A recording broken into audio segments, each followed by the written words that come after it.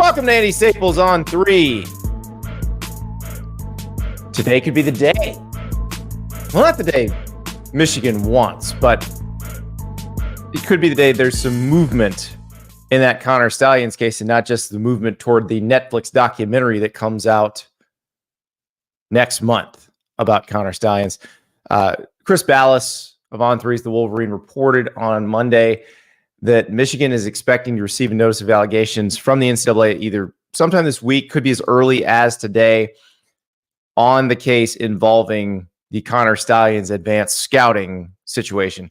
Remember, Michigan already had a notice of allegations on some of the other stuff that was going on. Jim Harbaugh, remember, served that suspension early last season, and that had to do with having players on campus when they weren't supposed to have players on campus, and having visitors when they weren't supposed to have visitors, and then they accused Jim Harbaugh of lying about it to the NCAA.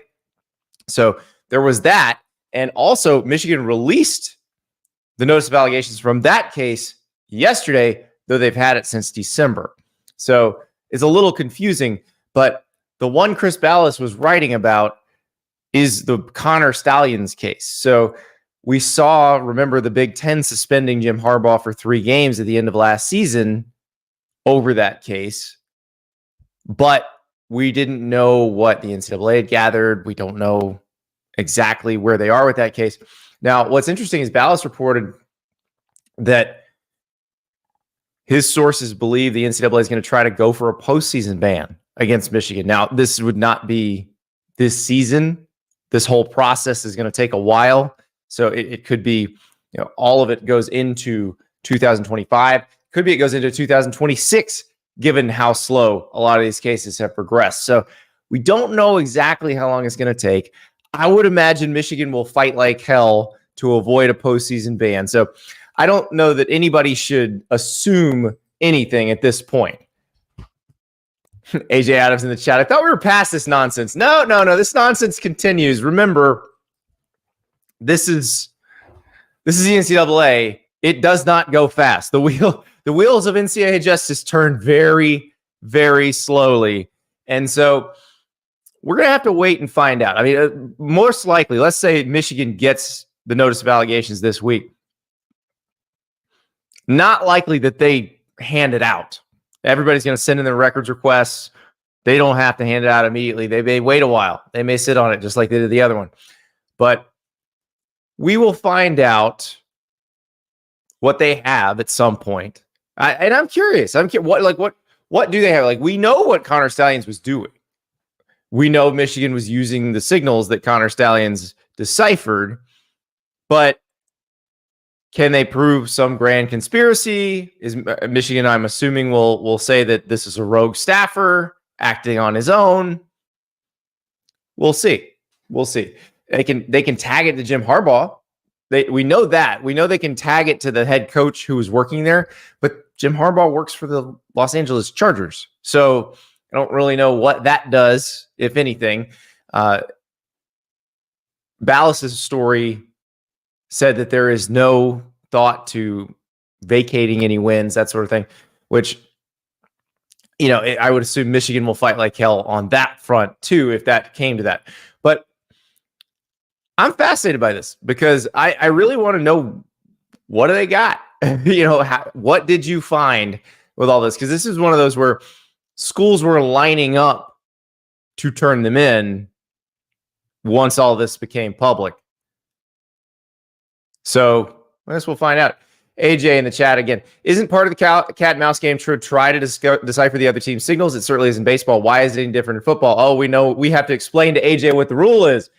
You can decipher signals all you want with your naked eyeballs during the game, but in NCAA land, you are not allowed to send people to games prior to playing the team. You can't have advanced scouting, essentially. And what is that rule from? It was a cost-cutting move in the 90s. Smaller schools said, we don't have the budget to send out people to games in advance, so let's just make it illegal. That's kind of how the NCAA has worked for a long time. If Toledo can't do it, Michigan can't do it either. And so in the late 90s, I believe it was the early mid 90s, they said, No advanced scouting. So the rule was on the books. They actually had considered taking the rule off the books, but it was still on the books. There. John, why does the NCAA allow scouting for the CFP but not regular season games? They don't. They don't allow in-person scouting for the CFP.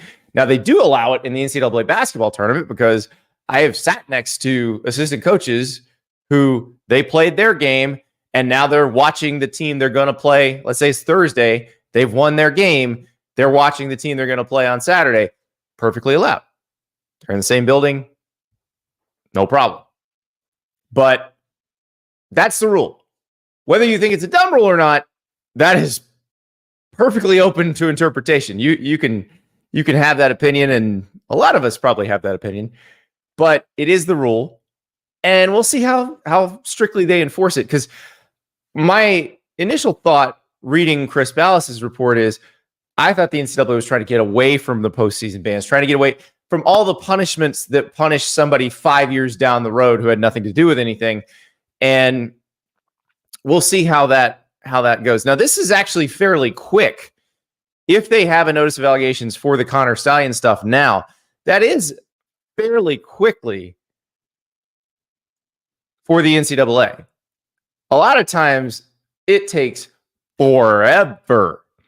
But remember, they were moving with quite a bit of haste at the end of last season because they wanted to do something. They had a lot of Big Ten schools in their ear saying, you have to do something about this right now. And they did. The Big Ten, using stuff that the NCAA had shared, suspended Jim Harbaugh for 3 games. And here's where it gets kind of dicey for the schools that wanted Michigan punished. Michigan got punished pretty severely by losing their head coach for the final 3 games of the regular season, which included the 2 most important regular season games.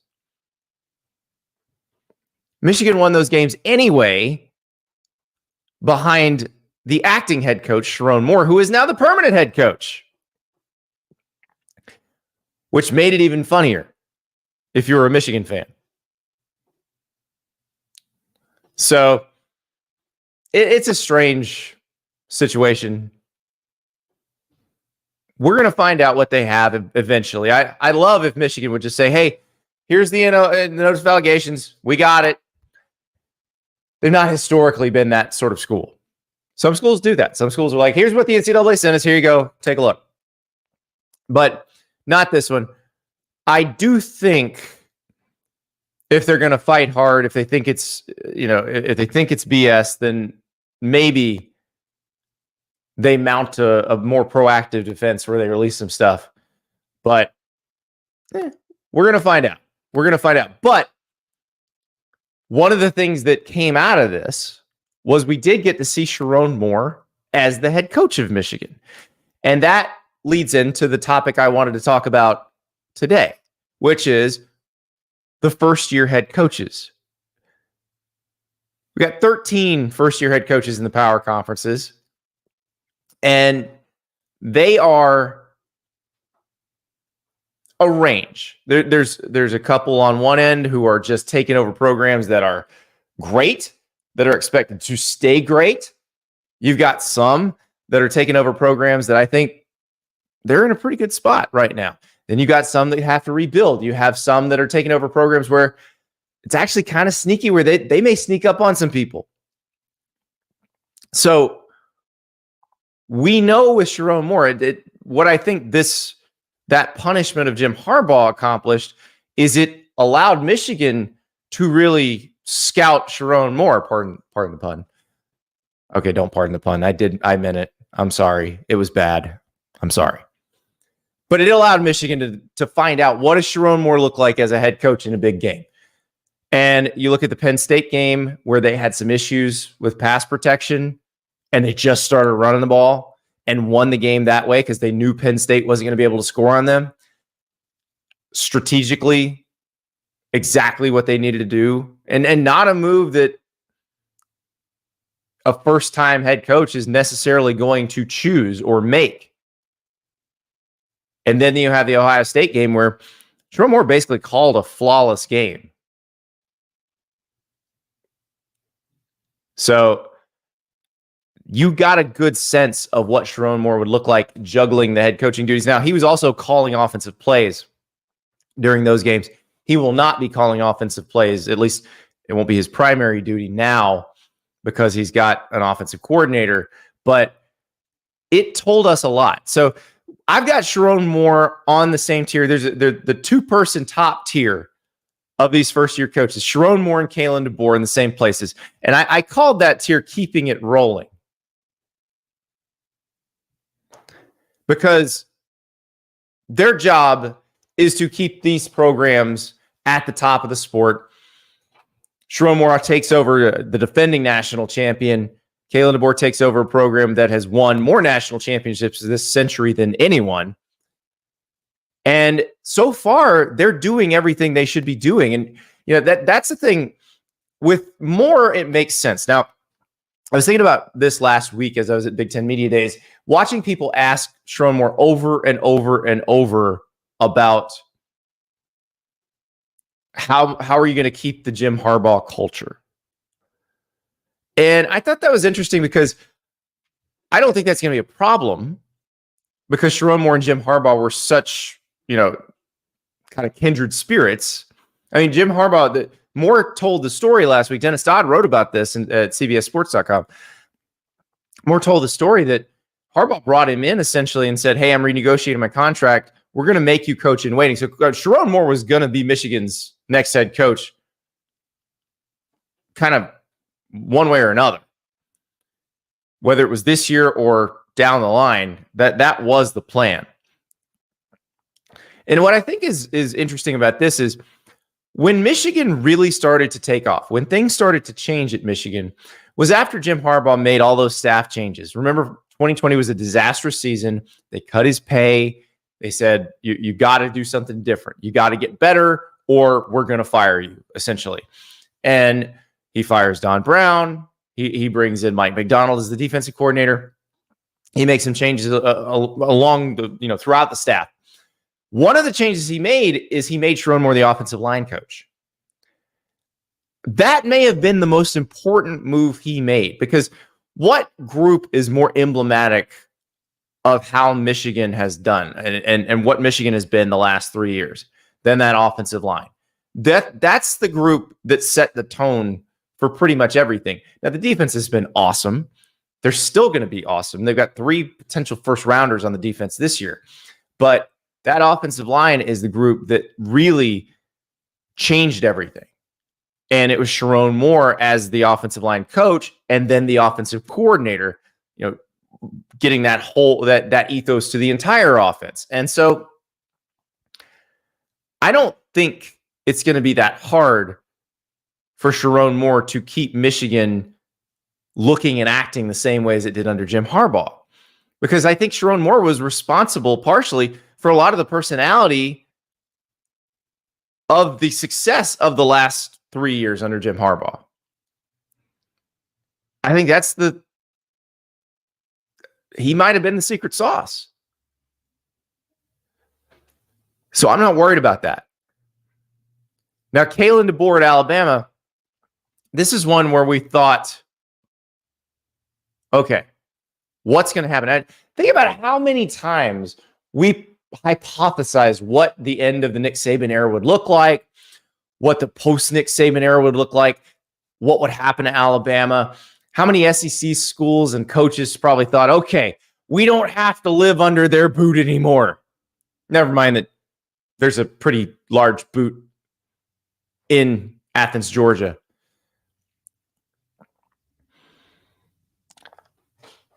It hasn't happened.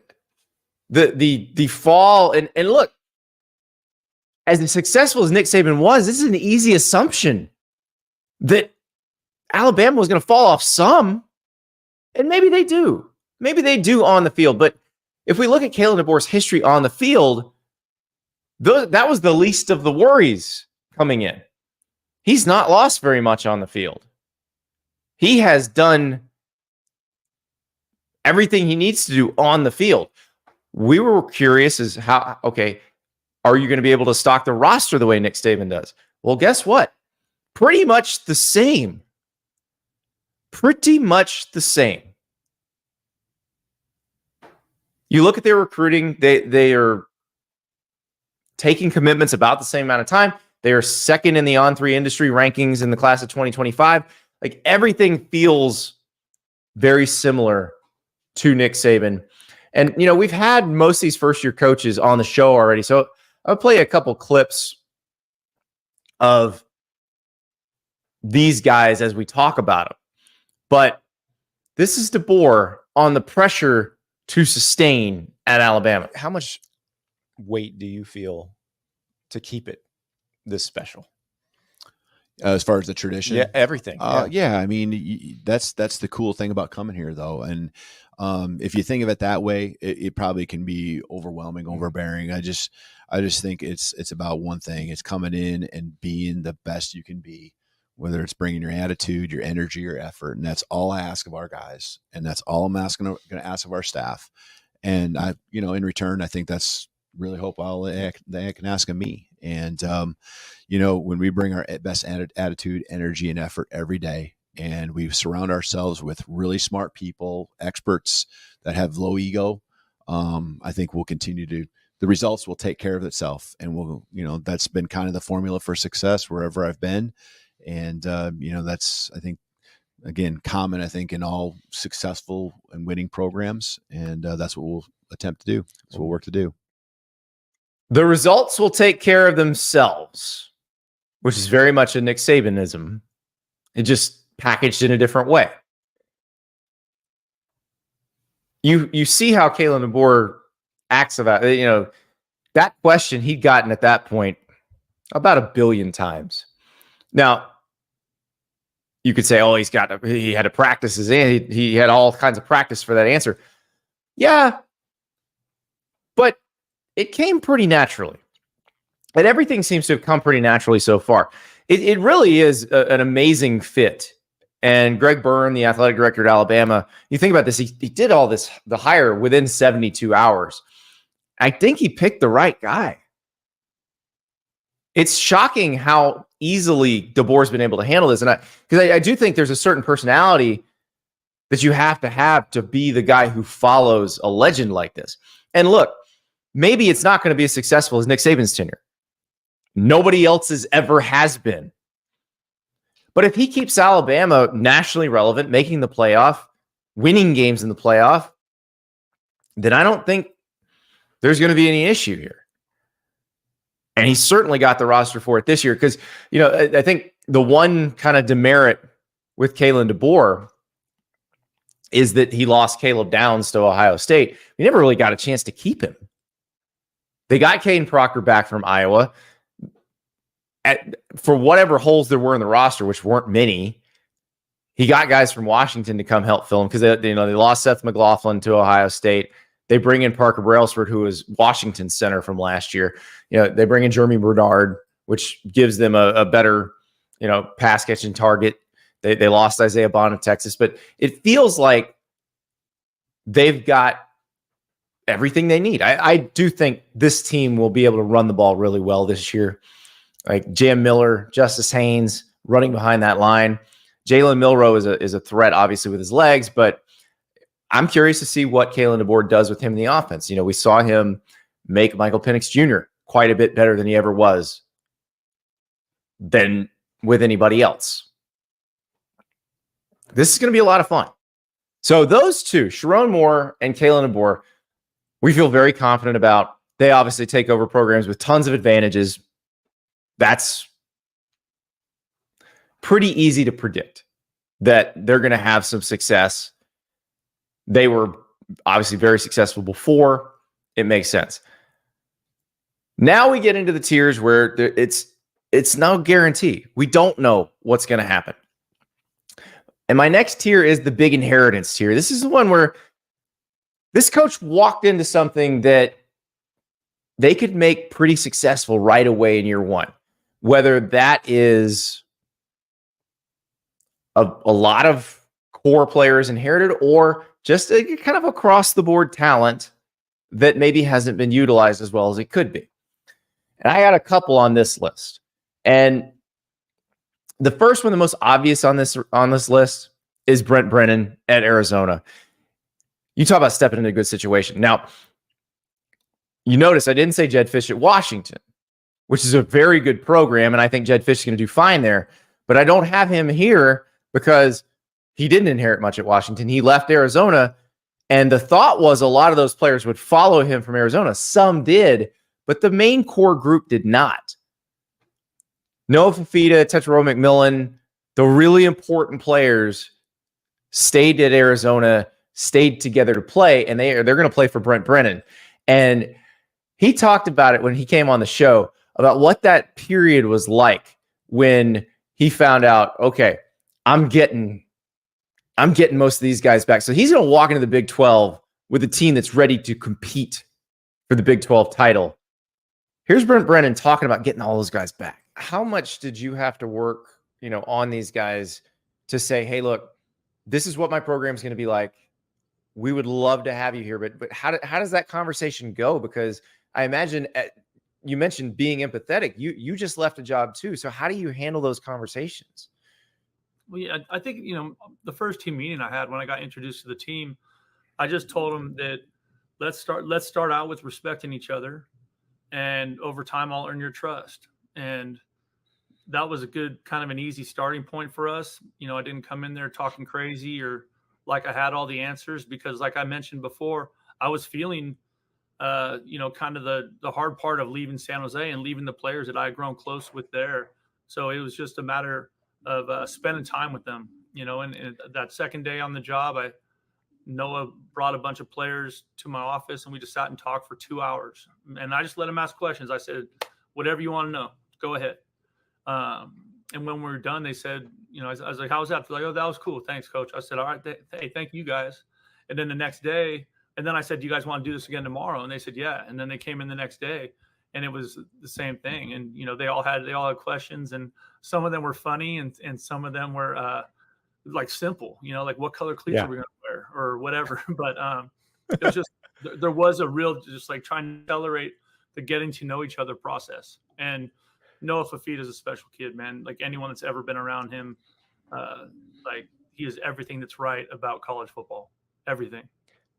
So he has a show with Tetairoa McMillan, your amazing receiver, and they're friends from way back.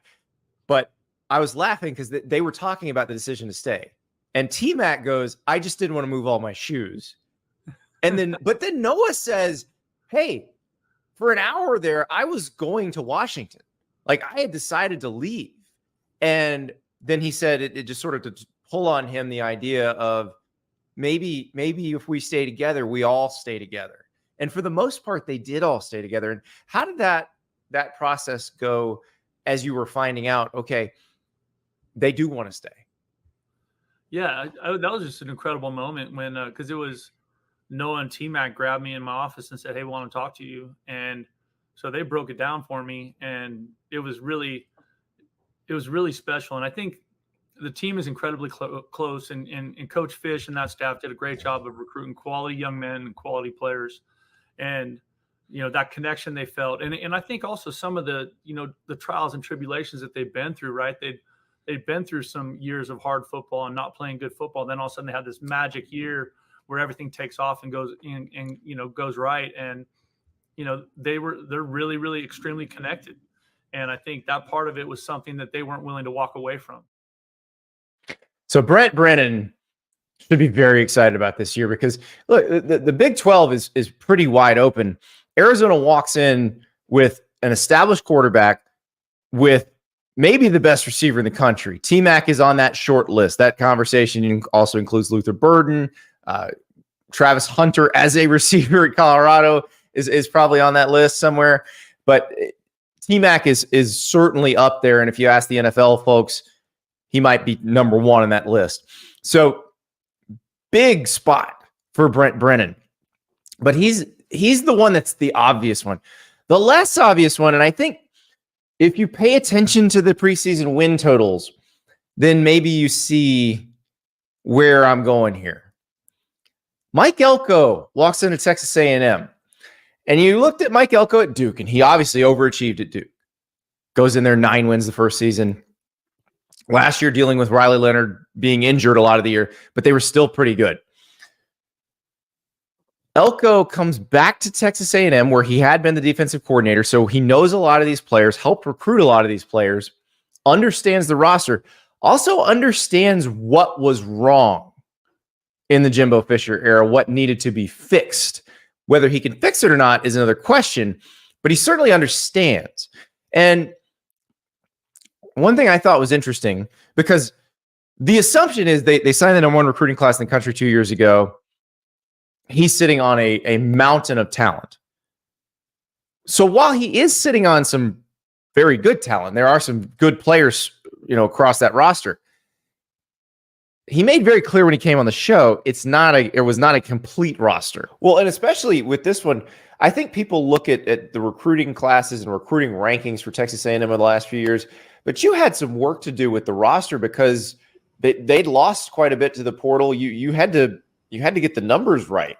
Yeah, I mean, we had some massive deficiencies in certain areas that we had to hit really, really well in the January portal. And, we were able to do some things in December, but I think the majority of what we were primed to do was in December or in January. And so, we went into January knowing we needed to fill some critical spots. And I think we came out of January in a much better position with where this roster is and what it looks like moving forward. So that was Mike Elko kind of sounding the warning. And really, you go back to that class, that 2022 class, it was not very balanced. And I think a lot of the problems for A&M where they were taking some guys where they wanted to take highly rated guys, but didn't necessarily pay much attention to positional balance, class balance. And that's sort of the situation that he had to work on. That said, there's some great players on that roster. We'll see, if Connor Wigman's healthy. Every time we've seen Connor Wigman healthy, he's been good. So you've got a quarterback. Torrey New York at linebacker. Shamar Turner on the defensive line. This defensive line could be really nasty. And the most interesting thing about that D-line is that probably the best defensive lineman in the class of 2022 based on in-college production. So who of the D-linemen who signed in 2022, I'm not talking about A&M, I'm talking about everywhere, who had the most production? It's probably Nick Scorton, who grew up in Bryan, Texas, just around the corner from Texas A&M, but was a tweener coming out of high school and did not get offered by A&M. Ended up going to Purdue. Elko gets there. He's got Nick Scorton back at A&M now. So that, again, makes it very interesting because this is going to be a nasty defensive line. And that gives you a chance. That travels. The schedule, of course, is hard. It's not easy. They start with Notre Dame. They go to Florida in week 3. They play Missouri at home. They've got LSU. They've got at Auburn. They've got Texas. It will not be easy. But there's a reason the sports books have their win total at 8.5. I think that's a little high. I think that's probably asking maybe too much of a first-year staff against that schedule. But let's say they win 8 games. Let's say they're 8-4 with this schedule. It is going to be a scary thought for everybody else because if Elko gets A&M right, and I know you've heard this before a million times, if somebody ever gets A&M right, they're going to be a force to be reckoned with. And then nobody ever does. But I'm telling you, Elko strikes me as the kind of guy who understands what he needs to do here. And he's not as stubborn as Jimbo Fisher. He's going to be willing to adapt the way he needs to adapt, I think. And the way he went to Duke and made a group of players, I mean, basically Jedi mind tricked them into being better than they were. If he can do that at A&M, that is going to be a very interesting situation. All right, so those are the ones that could really work out well.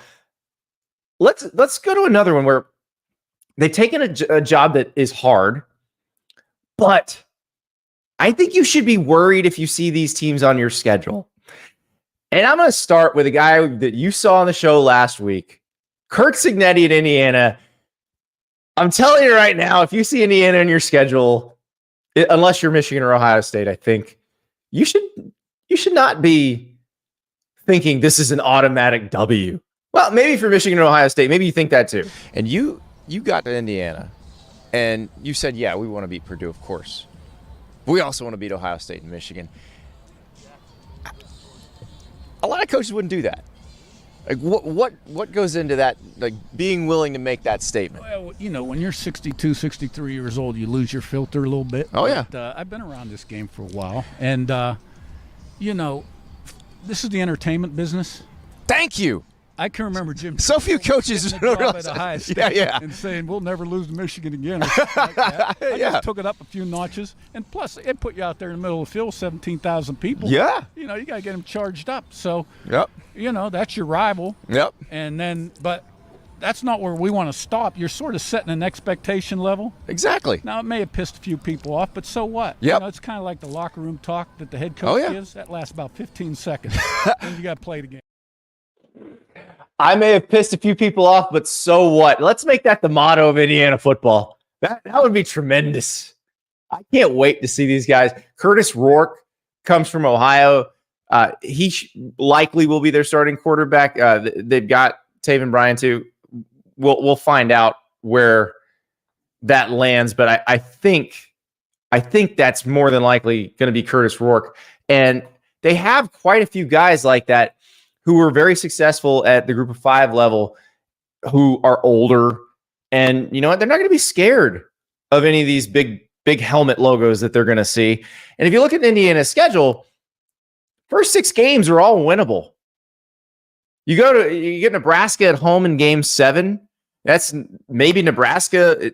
If Nebraska's lost to Colorado at that point, Nebraska may be trying to get bowl eligible in that game, which, as we all know, has kind of been a thing. And then Washington, we'll talk about Jedd Fisch in a minute. Michigan State, we'll talk about Jonathan Smith in a minute. Like, these are all games that Indiana is going to have a chance to compete in. And I just like the way that the roster got built here. I think it's going to be a team that is old now. We don't know how deep they're going to be. So if they have some injuries, maybe not. But you port, 3/5 of the line from James Madison, which is where Curt Cignetti was last year. That team was really good. You bring in some guys from bigger schools who maybe had not been playing as much. I think it's a good mix. I said Taven Bryan. I think that's the former Florida defensive tackle. Taven Jackson is the other quarterback competing for the job at Indiana. So we'll see who winds up winning that. But Curtis Rourke feels like the guy. And so Curt Cignetti is the guy in the Big Ten that you kind of worry about if you see him on your schedule. The ACC has 3 new head coaches where I kind of feel like all of them could sneak up and bite you. And I don't even know, like Fran Brown at Syracuse, I don't even know if it's a case of sneak up and bite. Like if we look at the schedule for Syracuse, that's a team that, look, 9 wins at Syracuse is asking a lot. I know Dino Babers did it once, but the schedule makes that look somewhat possible. Virginia Tech, NC State, Georgia Tech, those are going to be pretty tough. Miami's going to be pretty tough there at the end. But you look at what Fran Brown's done. Now, here's the thing with this new administration at Syracuse. Fran Brown comes in. He was an assistant coach at Georgia. He coached DBs. Elijah Robinson was at Texas A&M. He was the master recruiter, but had not called defensive plays yet. So you've got a situation where nobody's actually called defensive plays yet in a game at this level. So it really depends on, is somebody a natural at this? Like, is Elijah Robinson good at this? We don't know. We haven't seen it yet. If one of these guys is good at calling plays, if it turns out that works out, I think this team could be very good. They bring back, remember, Syracuse kind of fell off the table at the end of last year because of quarterback injuries. They're playing a tight end at quarterback in the bowl game, Dan Villari, who, by the way, is back and is one of their more versatile offensive weapons. But now they got Kyle McCord at quarterback. Kyle McCord's sitting here taking strays from the New York Giants coaches as Marvin Harrison Jr. is going through the draft process. I think Kyle McCord's probably pissed off too. Fadil Diggs comes from Texas A&M. That's a guy that Fran Brown, who's a Jersey guy, had recruited in the past. He's got guys that he helped recruit to Georgia. They've got a corner from Notre Dame who had been playing but was probably not going to be starting because they were just very deep at Notre Dame this year. So Syracuse has improved a roster,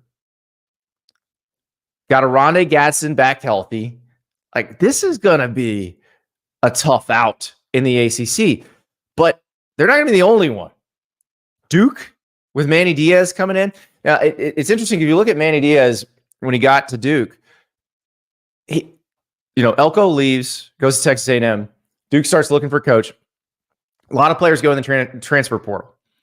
Manny Diaz gets hired. A lot of them come out of the transfer portal and stay at Duke. And I think that's a very telling thing. Offensively, they should be pretty capable. We'll see who ends up being the quarterback. Grayson Loftus has been there. He was backing up Riley Leonard. Malik Murphy, who we saw star of the Texas spring game a few spring games ago, and we saw him have to come in for Quinn Ewers a couple games last year. He's the other guy who could be starting at quarterback. And really, I think it depends on how does Manny Diaz develop some of the younger players on this defense, because Manny's a defensive guy. His defenses at Penn State were obviously lights out. Now, he's not going to have the personnel he had at Penn State, but he is going to have a pretty good defense. So the question for Duke, I think, is bowl eligibility, because the schedule is very gnarly in the back half. Florida State, SMU, Miami, NC State. That's not fun. But can you jump up and surprise somebody? They're at Northwestern. That's one of the ones that, David Braun, who was a first-year coach last year. They won a lot of close games last year. Can Northwestern do that again? Have they gotten better? That may be a chance to go win one on the road early. We're going to find out. But I think Manny Diaz can kind of keep things going at Duke. The other one who I'm really intrigued to see is Bill O'Brien at Boston College. We talked about this a little bit last week. Like, Bill O'Brien getting Thomas Castellanos is fascinating to me. So Castellanos threw for 2,200 yards and ran for 1,100 yards last year. He took over the job. He's a freshman. So the last memory of Bill O'Brien, of course, is things not going well in New England with Mac Jones. But remember, right before that, he was the offensive coordinator for Alabama when Bryce Young won the Heisman. And also, when he was the coach at Penn State, he got production out of Matt McGloin, helped him get to the NFL, got more production out of Christian Hackenberg than anybody else did. Like, this guy does seem to make quarterbacks better at the college level. So when you give him a quarterback who is electrifying with his legs, like, Castellanos averaged 5 yards a carry, and that's with sacks taken out last year, scored 13 touchdowns on the ground. Let's say you raise his per pass. I think he had a 6.8 per attempt average. Let's say you can raise that to 8.5 or even 8. All of a sudden, you got one of the most dangerous QBs in the ACC. Cannot wait to see what Bill O'Brien does with Castellanos. That is going to be a very fun pairing. So those are your coaches who I think can sneak up on you, can win a game you're not suspecting. Here's one more in that group, and we're going to hear from him in a few minutes. And that's Jeff Lebby at Mississippi State, because Jeff Lebby inherits a weird situation. Obviously, Mike Leach passed away suddenly. They elevate Zach Arnett, who had been the defensive coordinator, but gave him a contract that essentially made him a long-term interim. And so they fired him before the end of his first season there and ended up changing over to Jeff Lebby, who's going to bring that veer and shoot offense, which used to be unusual. Jeff Lebby was one of the people at Baylor who helped develop it, but it's now at Ole Miss, where Jeff Lebby used to be the OC. It's at Tennessee with Josh Heupel, who Jeff Lebby used to work for. So that offense is a little more widespread now. But he's got a quarterback in Blake Shapen who's never gotten to run anything like that before, who wants to try it, who wants to run in an up-tempo offense. And we've seen Blake Shapen be really good at Baylor. We didn't necessarily see him be very good the last year at Baylor. But that's another one. Schedule's brutal. Schedule's rough. But that feels like a team that if he hit on a couple receiver transfers, some of the young receivers play well, that could be another one where they can sneak up on you. The rebuilds, though, these are the ones that are a little bit tougher. And the one I'm going to talk about right now is so surprising because of the program, what just happened, and the guy who took over. These three things together, you'd think they wouldn't wind up on this list. This I called it this. So I've got a column on three if you want to read about all this stuff. But I call it "Rip Down to the Studs, but need to find some studs," and that is Washington right now, because Washington was just in the national championship game with Kalen DeBoer. Jedd Fisch takes over. You think, okay, just in the national championship game, program with great tradition, great fan base, great town, beautiful stadium. And Jedd Fisch, who's just had recent success at Arizona. So this should be a team that should be great right off the bat, right? I don't know about that. I think Jedd Fisch has a much harder job than anybody realizes because of the circumstances. Now, I think he's going to be fine. I think eventually they will get going. And by eventually, I mean like year 2, year 3, they should be fine. But initially, this is going to be hard. At Rutgers, not an easy game. Michigan, at Iowa. I just mentioned at Indiana, USC, at Penn State, at Oregon. This is a hard schedule. And, well, here's Jedd Fisch from last week when we were talking to him at Big Ten Media Days about who they've got. If you turned off the game and then hasn't turned on a game, you're not going to know one guy.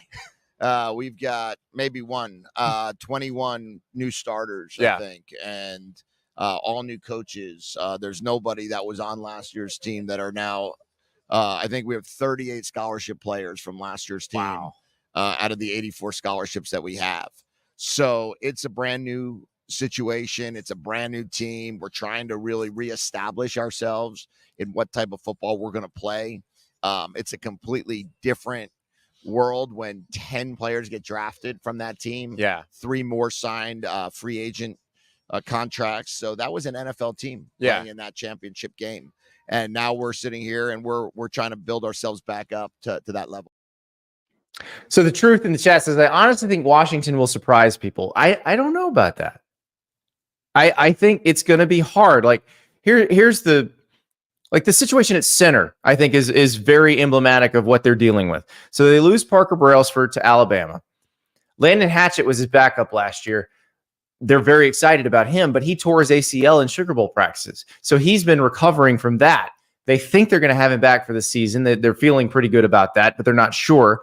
So they brought in a center from Portland State named D'Angelo Tatali, but he hasn't played with them yet because he just got there. So they just don't know what they're going to have. And I think once Jedd Fisch and that staff really understand what they have and what they need, they're going to be just fine. But initially, it's going to be hard, and the schedule, again, is very tough. Jonathan Smith, Michigan State, kind of the same thing. Like Jonathan Smith brings Aiden Childs from Oregon State. So he's got the quarterback. That's a nice foundational piece to start with. But they lost a bunch out of the portal. Now, a lot of that seemed to be kind of just divesting themselves of much of the Mel Tucker era, saying, you know what, this didn't work. We had to fire him. It was a weird situation. Let's all start over. But then you also had guys who had played and were expected to play, like Derek Harmon and Simeon Barrow, the defensive tackles who leave in the spring portal, who, look, market forces essentially pushed them out, and they were decent starting defensive tackles in the Big Ten. They knew if they went in the portal in the spring, they could command a lot of money. And so that's what they did. And Michigan State couldn't afford to keep him. So Jonathan Smith walked into a very tough situation. I think he's going to be fine too. If you look at what he did at Oregon State, the way he built Oregon State, now that took some time too, but being good and old on both lines of scrimmage, having a great run game that makes it where you don't need a quarterback who's Superman, that all travels. And actually, it's the way Michigan State has won when Michigan State has been good. but I think that's going to take some time. Deshaun Foster, UCLA, you saw him on the show last week. That's going to take some time. He inherited a tough situation. Willie Fritz at Houston is our final guy. Another rebuild. That's going to take some time because they lost a lot of their best players into the poor. Matthew Golden goes to Texas. Jamari Caldwell goes to Oregon. Tyler Johnson goes to Colorado. Sam Brown goes to Miami. Like, it's a tough situation for Willie Fritz because that was a team that really was dealing with depth issues in its first year in the Big 12 under Dana Holgorsen. And so you lose a lot of your better players off, right off the bat. Fritz is going to have to figure out how to build that up. But we saw him do it at Tulane. I don't doubt that he can. I just doubt that it happens immediately. But we'll see. Now, let's talk a little more in depth with one of these first-year coaches. This is a guy who had to flip his roster. Jeff Lebby comes to Mississippi State. It was actually a fairly old roster last year, especially on the defense. They had guys like Jaden Crumedy and Jet Johnson, who were, very good veteran players, but they were just out of eligibility. Probably would have still been playing at Mississippi State if they could. But Jeff Lebby had to do a lot of work in the portal right off the bat, and that includes grabbing quarterback Blake Shapen, who we're also going to hear from today. So let us talk to Mississippi State coach Jeff Lebby. We're joined now by Mississippi State head coach Jeff Lebby. Your first experience here is I always wonder, so you grew up in the era of this event being all over television. Yeah.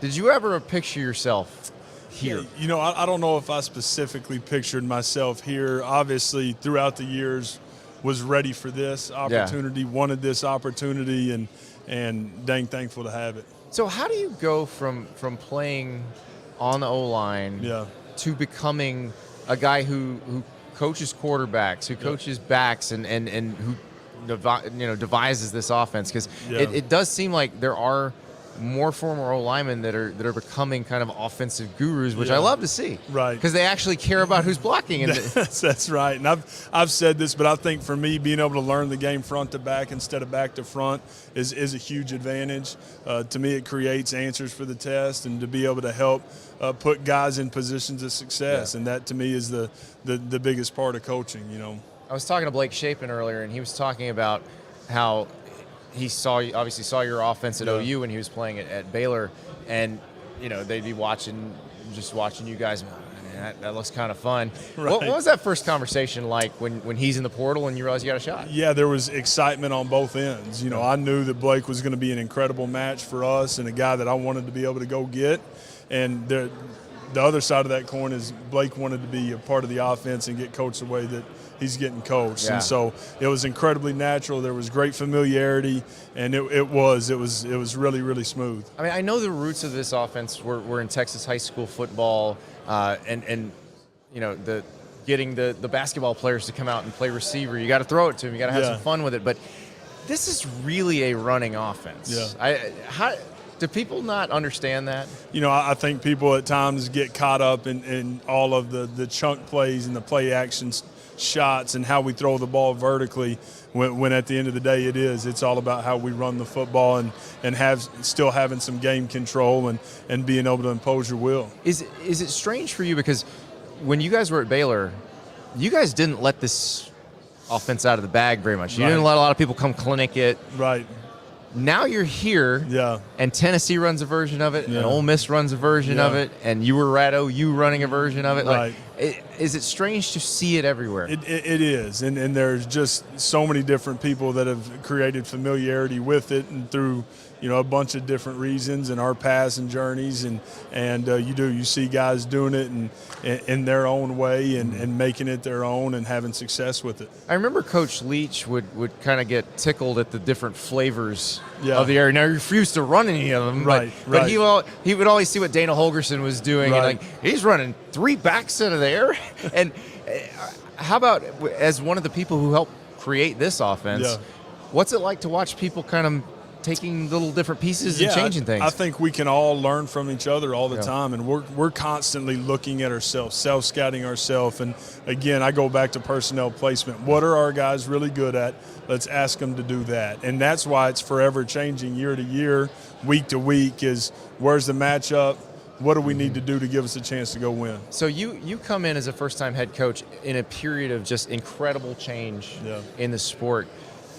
Is it almost easier that you don't have kind of set in stone, like this is how things work? Yeah, because it changes every day, it feels like. Having the ability to adapt right now in college football matters in a huge way. And so I think that is an advantage without a doubt, and we'll try to continue to view it that way. How hard was it to fill needs when because you come in, the portal's going, and you obviously you got a quarterback out of the portal, but was it kind of okay? What are we dealing with losing? What are we dealing with gaining? How much are you thinking about that the first 3 months on the job? To me, that's what it was all about inside, and until that portal window closed.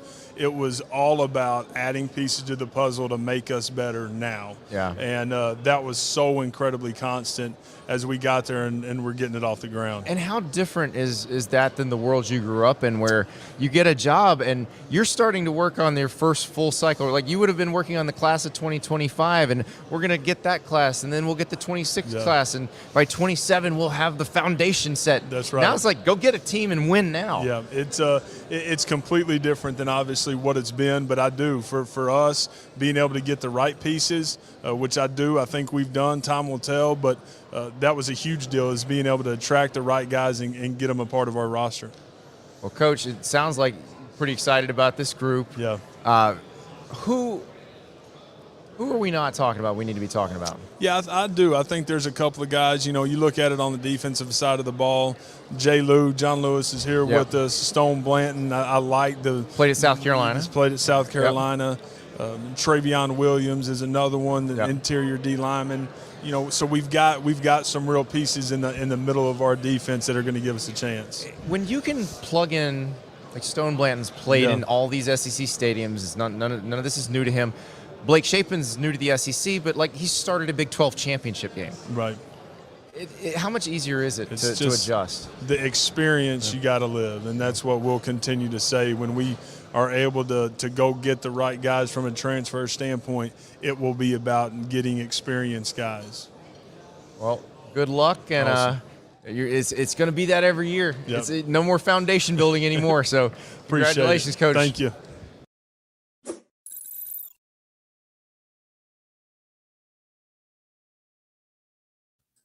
That's Jeff Lebby. You heard him say, you just got to get the team to win now, not worry about 2 years from now, 3 years from now. And I think that should be the ethos of any first-year coach in college football now. You have the opportunity to reshape the roster. Don't go thinking, I got to build for 3 years from now, because the players you take next year might leave. So just try to have the best roster now. And I think you're seeing that as the transition goes. Now we're seeing more first-year coaches come in thinking that way. One of the guys that Jeff Lebby picked up, Blake Shapen, I mentioned, started a Big 12 championship game at Baylor. He's now he's now the quarterback at Mississippi State, played in an offense that always intrigued him. So here is Blake Shapen. Here with Mississippi State quarterback Blake Shapen. Is it still weird to hear somebody introduce you as the Mississippi State quarterback after 4 years as a Baylor quarterback? Yeah, I think it's definitely weird for sure. I mean, I was at Baylor for 4 years, being able to come into a new place, new faces, everything, saying that I'm the quarterback at Mississippi State is definitely, it's different. So I'm trying to – a lot of times when you transfer, you wind up going to coach you wanted to play for originally or during your recruitment.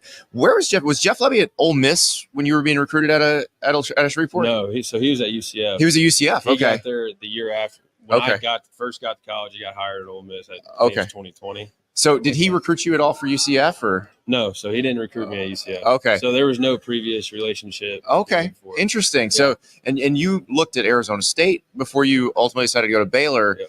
Now, when you decided you were going to the transfer portal, how did you set your criteria for where you wanted to go? I think for me it was having a plan coming out. Like if I knew I was going to get in the transfer portal, I need to have a plan and what I want to do and what I want to accomplish and why I'm getting in it. Yeah. And for me it was to play for an offensive-minded head coach or just offensive mind. Right. Where he becomes a head coach. So, for me, like I knew Coach Lebby because I didn't really know him personally. I played against him at OU and I got to saw the offense in person. So I knew that wherever he went, I knew it'd be a place that I could go to. And that's what I was wondering, because this is such a different offense than what you ran at Baylor. Like Jeff Grimes' scheme was wide zone. This is spread out the old Baylor offense basically, which is crazy. Because you're coming from Baylor. And that was their identity for so long. Right. And now you're actually going to get to run that offense. No, I know. It's completely different. I mean, I was running a pro-style offense at Baylor. Coming here, we spread it out. The splits are a lot wider. Deep option routes and option routes and different things like that. It's been new to me, but it's been a process, and I love the offense. How much of it is just reps, getting used to, because I know, in that offense, there's a lot of communication to the quarterback from various places, and you've got to figure out, pre-snap, what you're doing with it. Right. How much does that just take experience and reps to get used to? It's a lot of reps. Yeah. You got to sit there and work on it time and time again to be able to get it. The footwork's a little bit different within this RPO system and deep options and things like that. Like our footwork's a little bit different than what I'm used to. Yeah. So reps is a huge thing. Is this a little more similar to what you ran in high school? No.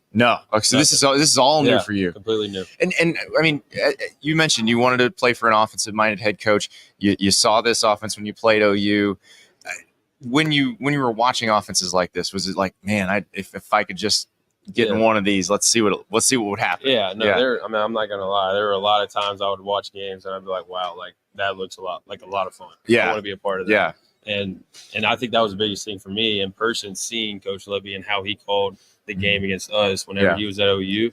I feel like that was a big deal because I got to watch it in person, and I knew from seeing it in person I wanted to be a part of it. Have you reached out, or have any quarterbacks who've played for Coach Lebby reached out to you to kind of help explain how this works? Yeah, so I actually got to spend some time with Dylan Gabriel. Oh, good. Okay, very nice. Manny Passing Academy. Yeah. So great dude. Was able to talk about the offense, being able to, I was like, I think I texted him the other day, and I was like, what was the hardest thing for you within the offense? So just being able to like pick his mind and be able to, figure out what his answer would be has been big for me. Well, and he played in it at UCF and at OU, so he's seen it forever. 4 years. Yeah. So that's about the biggest expert you can find. Yeah, no doubt. And what's the relationship like with Coach Lebby? Because obviously this is his baby. He's very hands-on. Right.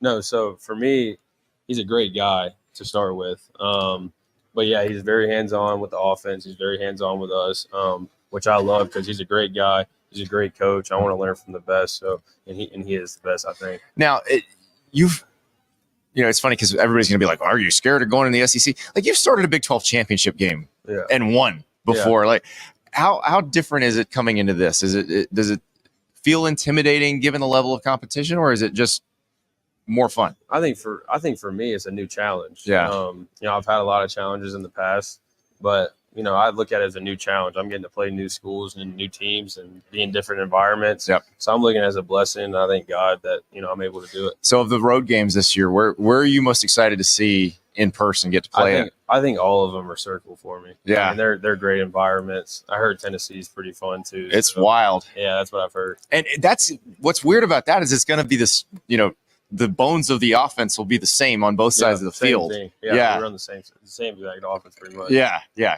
From two guys who used to work together. Right. So no doubt. Yeah, and that offense, because it's funny. I remember when Baylor was running that offense, and the coaching staff wouldn't tell anybody how it worked. Right. And then it's spread out, and OU is running it, Ole Miss runs it, Tennessee runs it, now Mississippi State runs it. So, but what is it?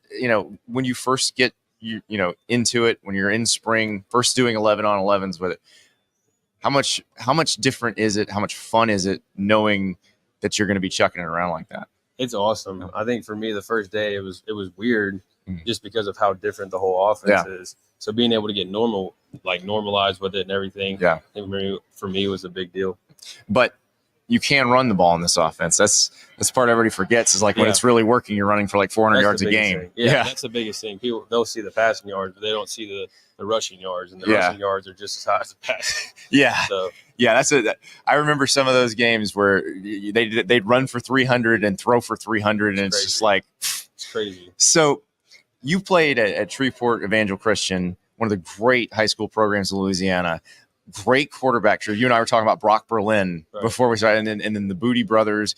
What is it like when you're in, a lineage like that? When you get into a position where there have been so many great guys in the past? I think for me, it's just recognizing its greatness. Like, there's a lot of greatness that has came through Evangel. I don't think it's an expectation or anything that I need to live up to or anything, but I feel like for me, just understanding like the expectation of what it takes to be a great quarterback was big for me. And it's pretty cool to like realize like how many great quarterbacks came through Evangel. Yeah. And is there pressure, like even because people always assume there's pressure at the college level, but I'd imagine when you get the starting job at a place like that, there's probably a pressure there too. Oh no, there's a pressure for sure to win, and there's expectations to win every single year because that's what's expected. How much did that help you when you got to college and then had all eyes on you? Because like you took over, you had to take over at the end of that Big 12 championship season because Bohannon was hurt, and then you become the starter.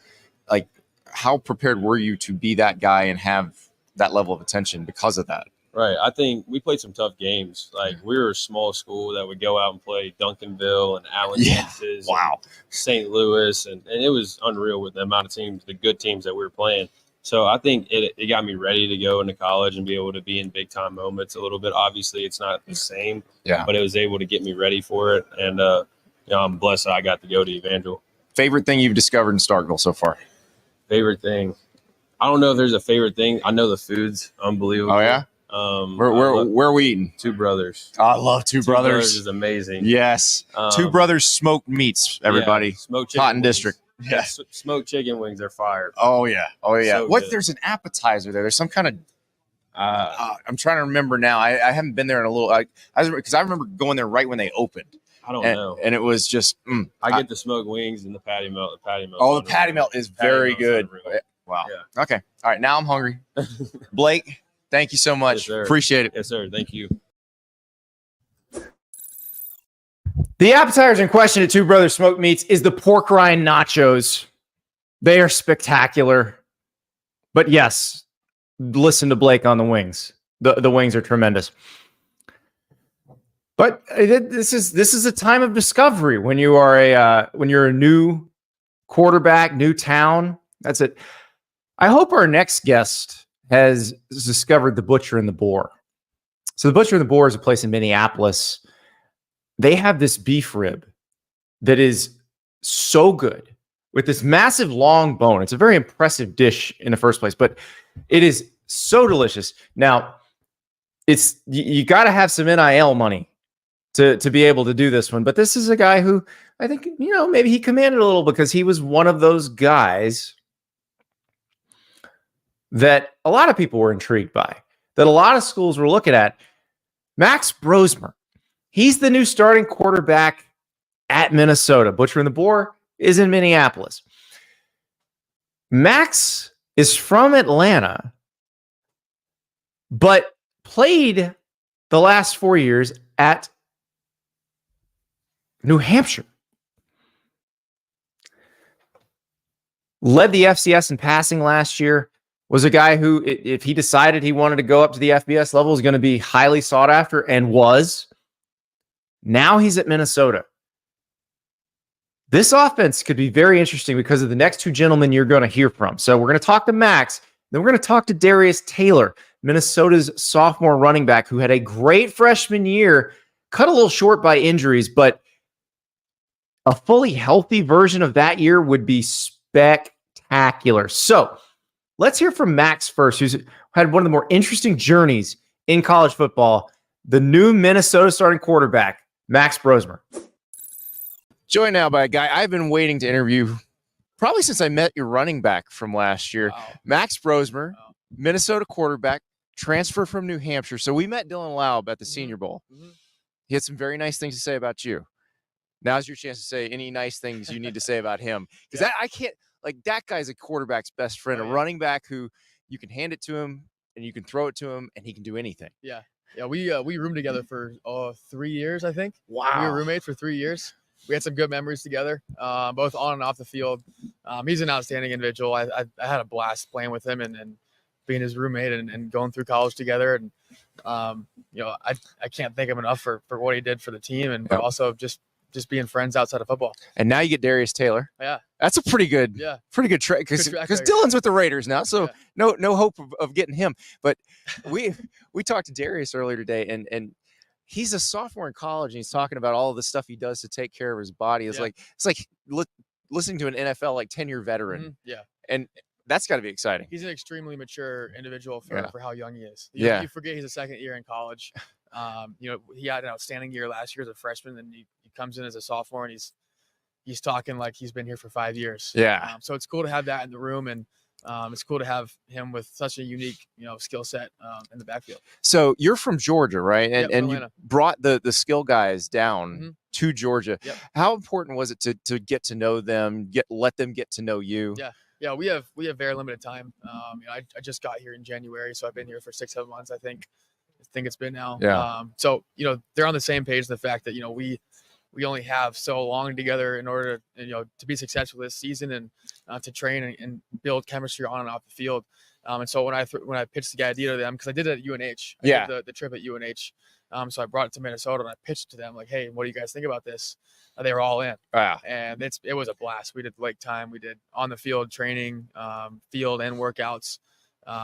We did a Braves game. That was a fun. Nice. I took them to the aquarium. That was pretty Oh, fun that's too. a good one too. Yeah, the Atlanta Aquarium's no joke. They got whales in there and stuff. I know. I always wonder how they fit a whale in there. Yeah. Every time I walk by it, it's like, yeah, hey, there's a whale Crazy. in there right now.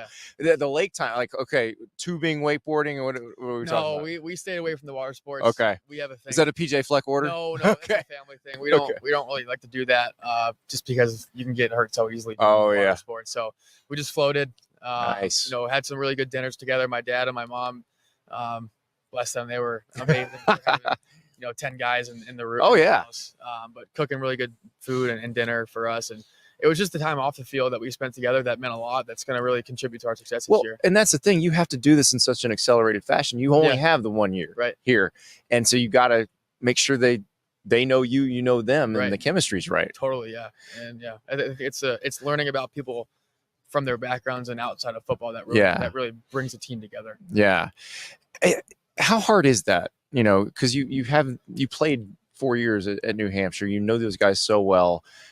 To leave that and then embark on this new journey. Yeah, it's not easy. It's extremely difficult. Number one, just leaving in general. Yeah. From the team that you've been with for so long. I was there for 5 years. We had COVID. I had an injury, and so I was there for 5 years. And this is my 6th year.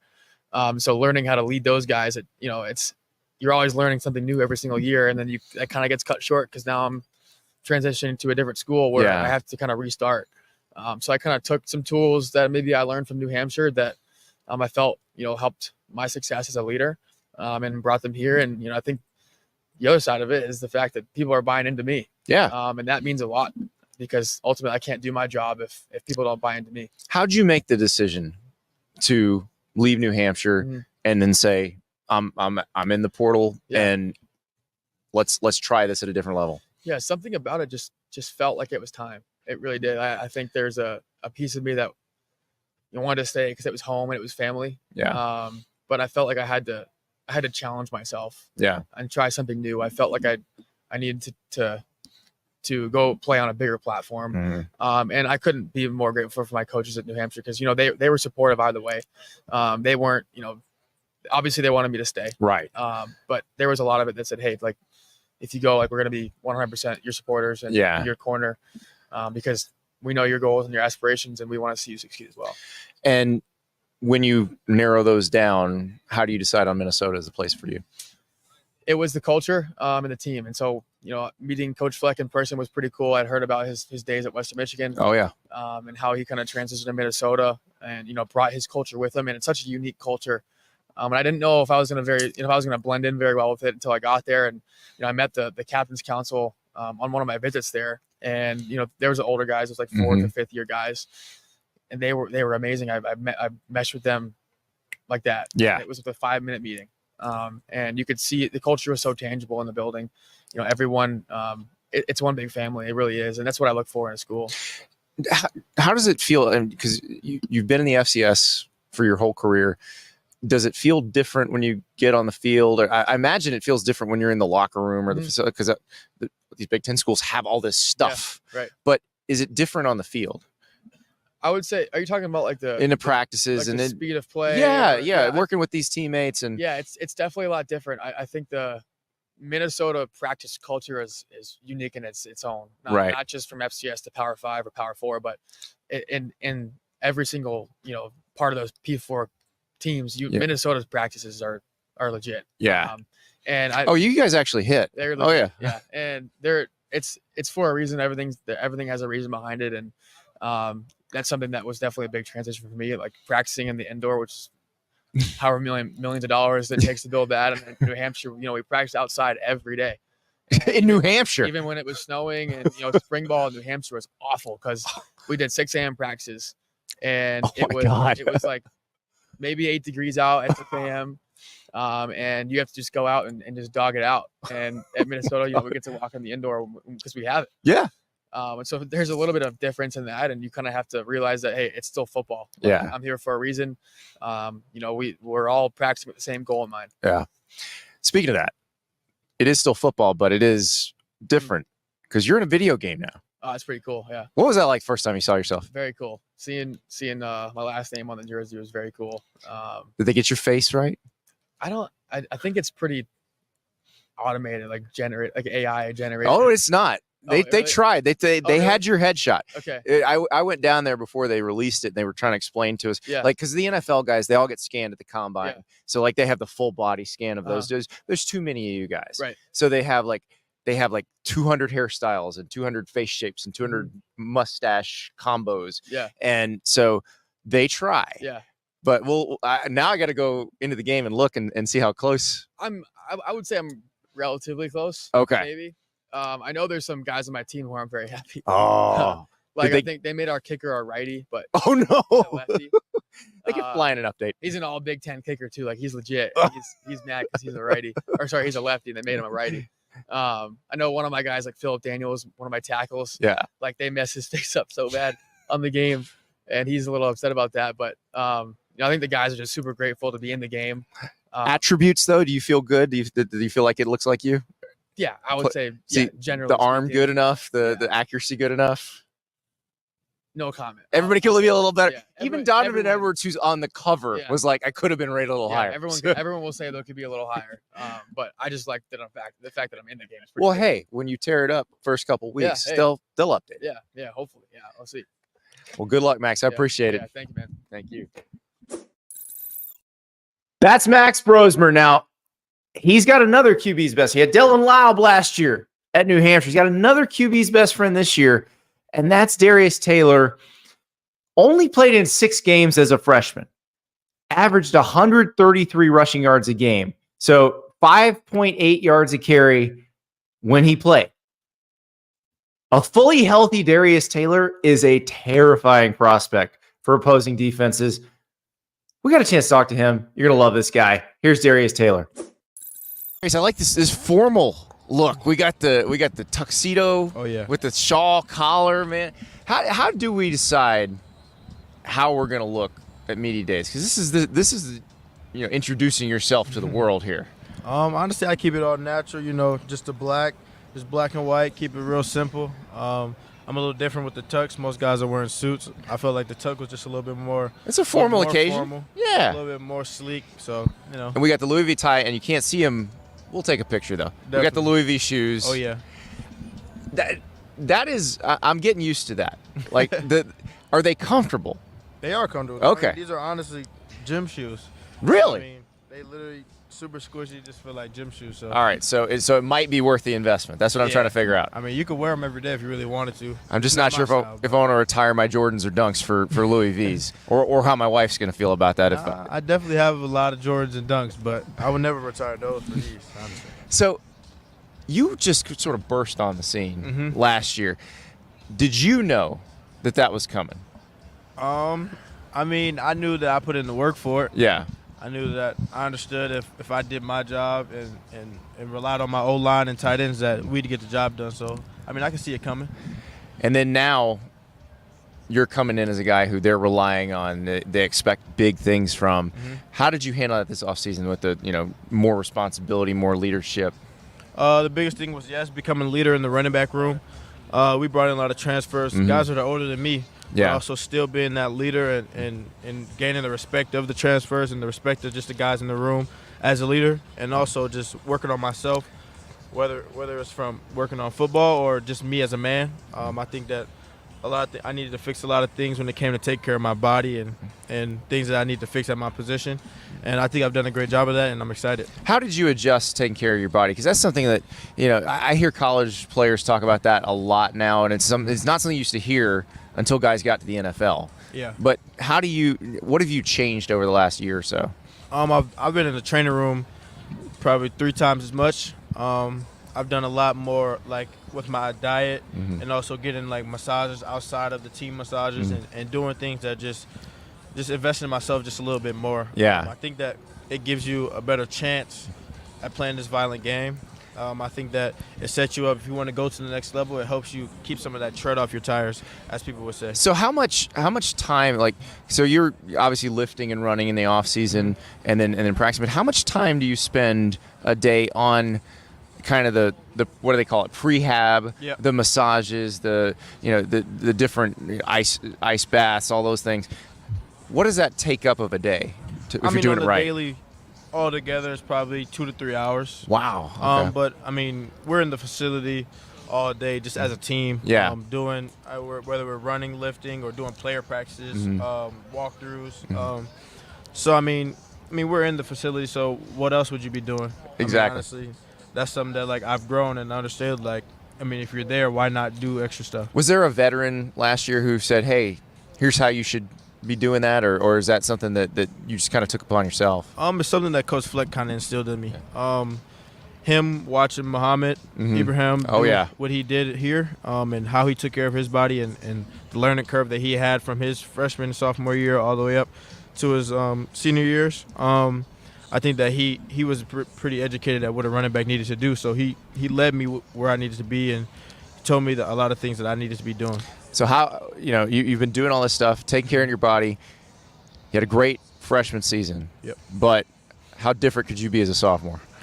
I think that Coach Nick McKissick-Luke, my trainer, Joe, Coach Fleck have prepared me for this season. I'm not really looking at any end goals, right? Any end numbers or anything like that. I'm kind of just going day by day, going 1-0 every day, just winning the day and getting better each day. I think that's the biggest thing for me right now. Is that mentality something you've had your whole life? Because I found like most really successful people, that's how they operate.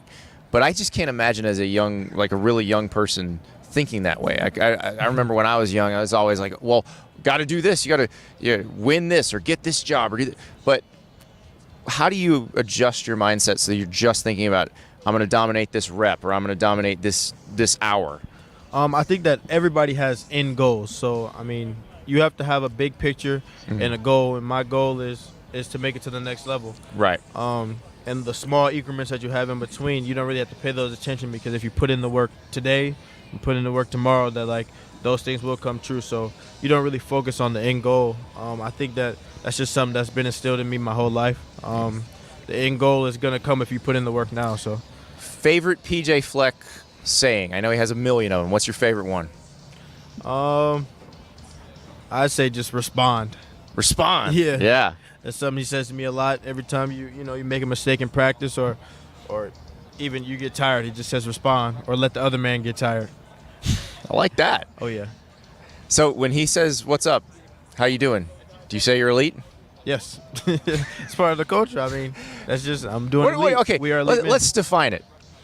How does one feel elite? Do you wake up feeling elite? Do you always wake up feeling elite, or do you have to make yourself elite some days? To feel elite, you have to just know that you have to have perspective. There's children in our Masonic Children's Hospital that are going through way more than we're going through. No matter what you're going through, in the grand scheme of things, it's nothing. This is just a game. Football is. So, having last year I had a hamstring. Having a hamstring is nothing compared to a kid in the hospital with terminal illness. So, it's a lot of perspective. So, I mean, yes, I'm doing elite. Even if I'm going through an injury or if I'm having a bad day, I'm still elite just because there's people that are going through things that are way worse than me. So, elite answer, elite perspective. Thank you so much. Thank you. Elite Darius Taylor, and yes, only got 6 games of him last year. A full season of Darius Taylor could be absolutely elite. This has been an elite show. Thank you so much for watching. We hope to be just as elite tomorrow. We'll talk to you then.